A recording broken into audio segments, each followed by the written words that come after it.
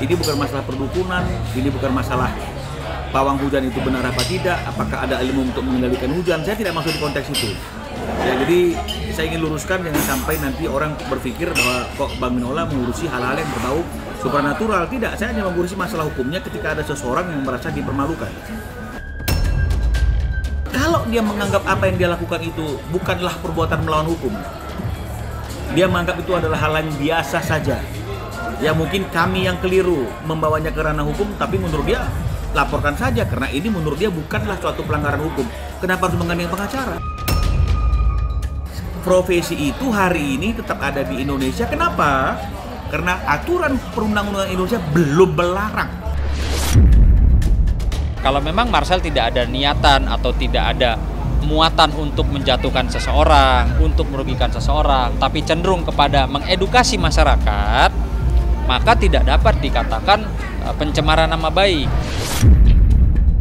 Pertanyaan saya kalau mengikut apa yang dikatakan oleh Marcel, yang mengatakan kok ada penghujan nggak perlu pemadam kebakaran, loh harusnya pemerintah juga mengundang-undangkan dong aturan yang melarang perdukunan. Kalau ribet masalah pembuktiannya ada, itu orang yang pinter yang mengedukasi orang lain tentang hal-hal tersebut bisa membuktikan, dialah jadi saksi ahli sama seperti ahli media. Rentetan polemik yang terjadi atas viralnya sosok Marcel Radival sang pesulap merah dengan berbagai pihak, nyatanya hingga kini masih bergulir panas. Babak baru kini telah ditempuh Marcel, terlebih perkembangan kasus dengan pihak Rara sang pawang hujan. Seakan tidak mau dikalahkan oleh Rara yang menggandeng pengacara ternama Minola Sebayang. Marcel Radival pun kini turut ditemani oleh Sunan Kalijaga untuk melindungi dirinya dari dugaan pelanggaran hukum. Di sisi lain, menelisik kontroversi yang dihadapi Marcel dengan Gus Samsudin beberapa waktu lalu, nyatanya masih terus menimbulkan keresahan tersendiri bagi sejumlah pihak. Namun kini hal tersebut baru saja diketahui oleh para sahabatnya jika konflik itu hanyalah sebuah rekayasa konflik yang ternyata sebelumnya sudah mereka sepakati bersama. Terlepas kontroversinya viral sosok pesulap merah dari sosok yang dianggap pahlawan sampai kini dituding melakukan banyak blunder dalam kacamata hukum, Jindan nyatanya kini sebaliknya tengah dirundung kebahagiaan. Jindan mengaku cukup bahagia dengan kesibukan barunya yang tengah ia geluti. Eksistensinya di panggung entertain sebagai seorang rapper kini seakan membuat Jindan mengaku sudah lepas dari dunia perdukunan.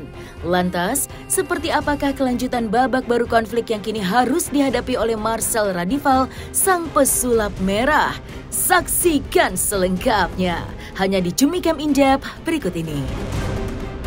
Hai Cumi Lovers, bersama Cumi Camp In Depth kami sajikan kabar lengkap, mendalam, dan akurat dari narasumber terpercaya. Dan jangan lupa untuk like, subscribe, dan juga share channel YouTube ini.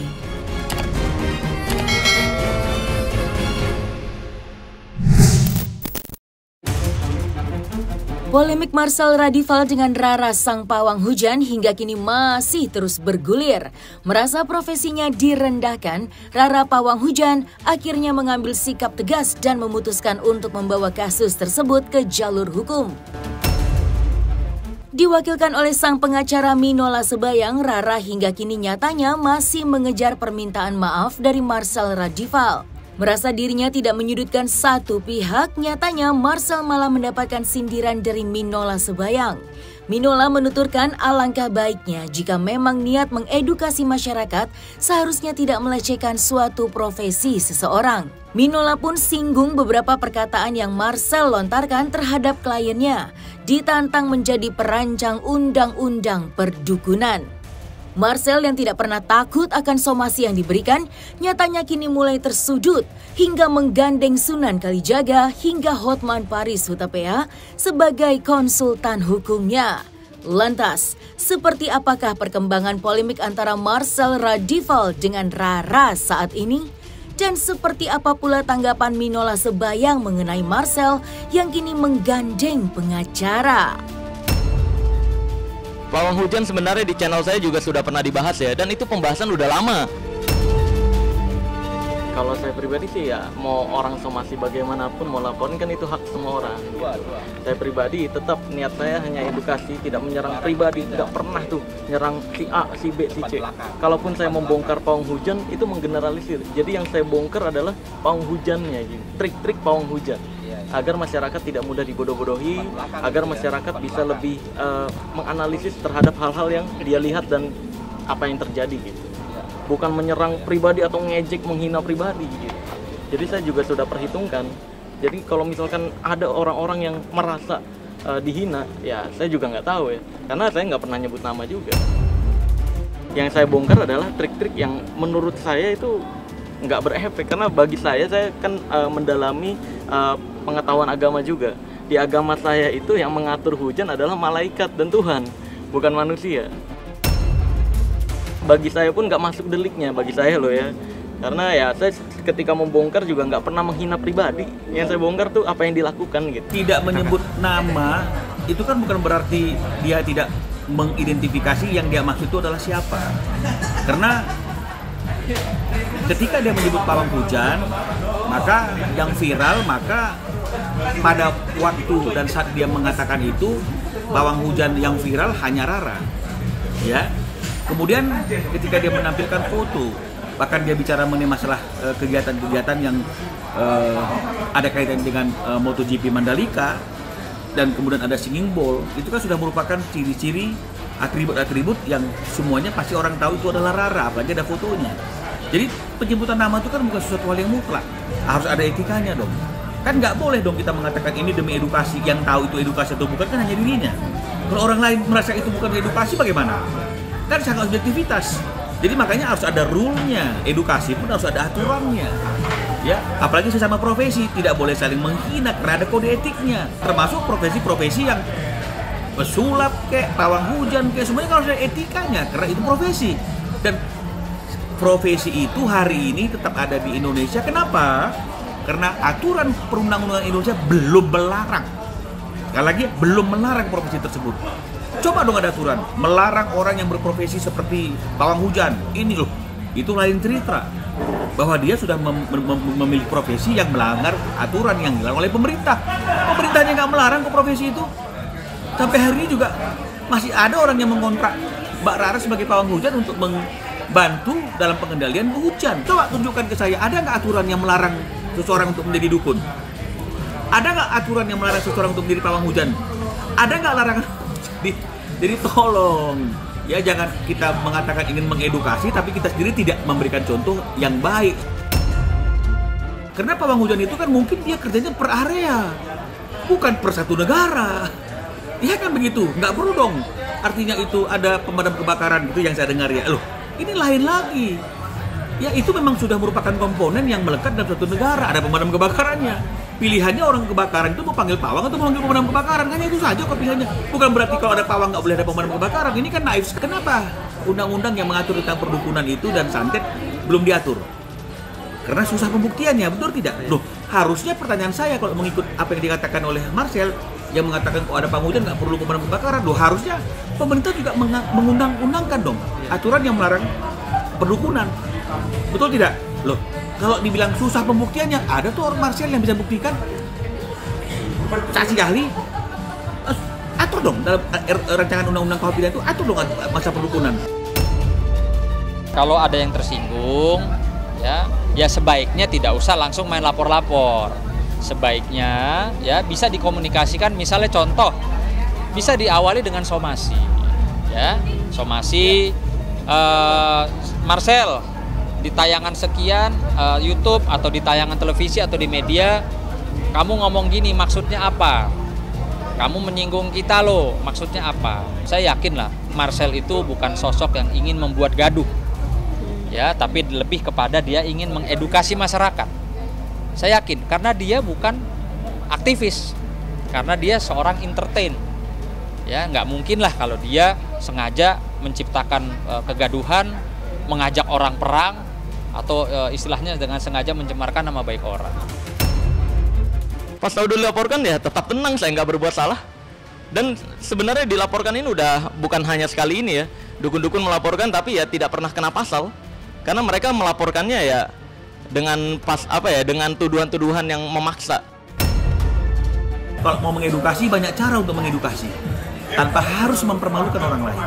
Kami lagi diminta oleh Mbak Rara untuk memikirkan langkah-langkah selanjutnya, karena dengan waktu yang sudah diberikan tidak ada respon positif, tidak ada niat baik dari Marcel untuk meminta maaf atas perbuatannya yang mempermalukan, yang memperolok-olok Mbak Rara di dalam media sosial. Saya sih kan tidak melarang ya, tidak melarang siapapun yang merasa ya tersinggung atau merasa dicemarkan dan memiliki alat-alat bukti. Alangkah lebih baiknya segala sesuatu itu dibicarakan terlebih dahulu. Kecuali sudah tidak ada jalan sehingga deadlock, ya harus nggak mau melalui proses hukum. Tidak hanya mendapatkan kecaman dari pihak Rara si pawang hujan, di balik viralnya Marcel Radival saat ini tentunya tidak dapat terlepas dari polemiknya dengan Gus Samsudin beberapa waktu lalu. Baru saja ingin meninggalkan jejak kontroversinya itu, para sahabat Marcel malah muncul seakan memberikan pertanda terkait apa yang sebenarnya terjadi. Pengakuan mengejutkan dilontarkan oleh dua orang yang mengaku sahabat dari Marcel yang juga kenal baik dengan Gus Samsudin. Dengan gamblang mereka mengaku bahwa konflik pesulap merah dengan Gus Samsudin ternyata hanyalah sebuah settingan semata. Dengan adanya pengakuan hingga bongkar-bongkaran bukti yang seolah mendukung kebenaran tersebut, tentunya membuat masyarakat lagi-lagi dibuat kebingungan. Lantas, seperti apakah cerita yang sebenarnya yang terjadi antara pesulap merah dengan Gus Samsudin? Dan benarkah dari awal Marcel dan Gus Samsudin memang sudah membuat kesepakatan skenario bersama dalam rekayasa konflik yang hingga kini membuat pro dan kontra di masyarakat? Ada satu bukti yang intinya ini semua gagelan. Jadi setelah kita dalami gitu ya, ada unsur kemungkinan besar adalah memang sudah direncanakan gitu ya.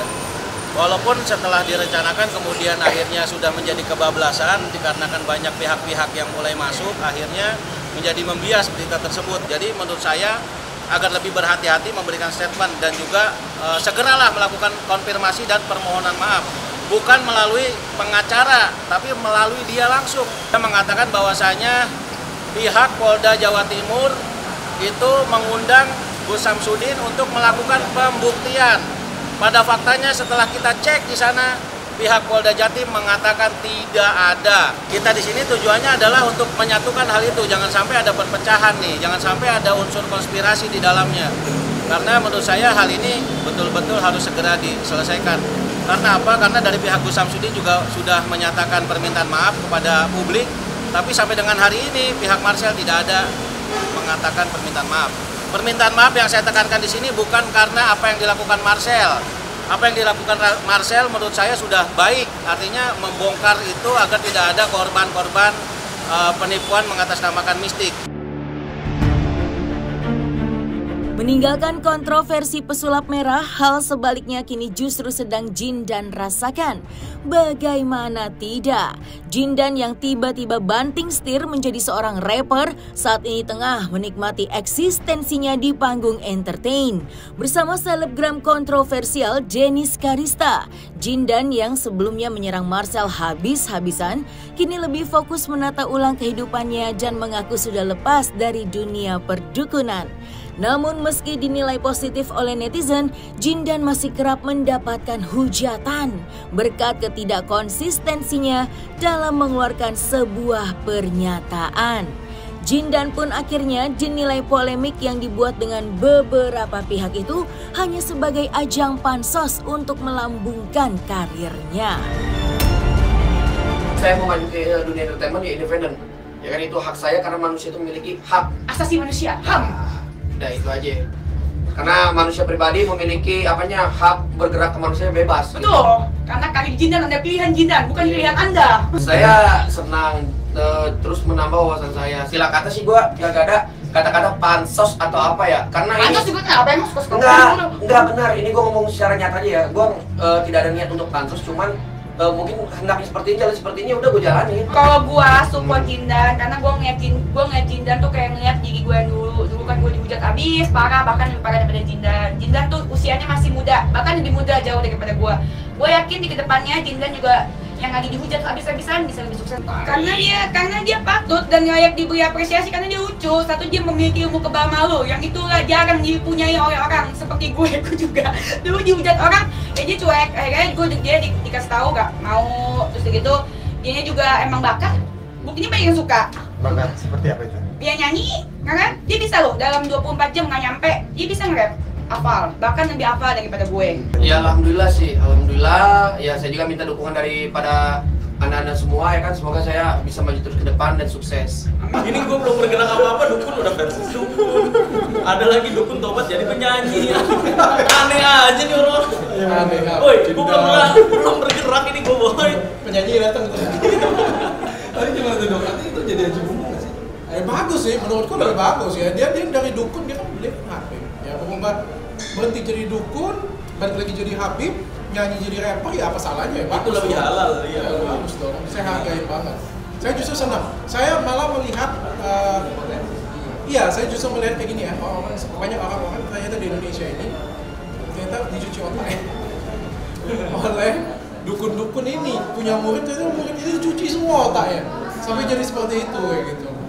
Beneran, ini sebenarnya harus diperbaiki. Korbannya mereka sebenarnya. Banyak dukun-dukun yang sebenarnya adalah korban dukun soalnya di Indonesia.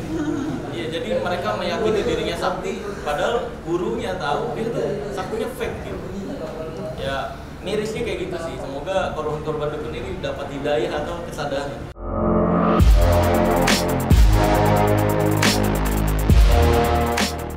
Selesai sudah Cumi Lovers. Bersama Cumi Camp In-Depth, kabar lengkap, mendalam dan akurat dari narasumber terpercaya.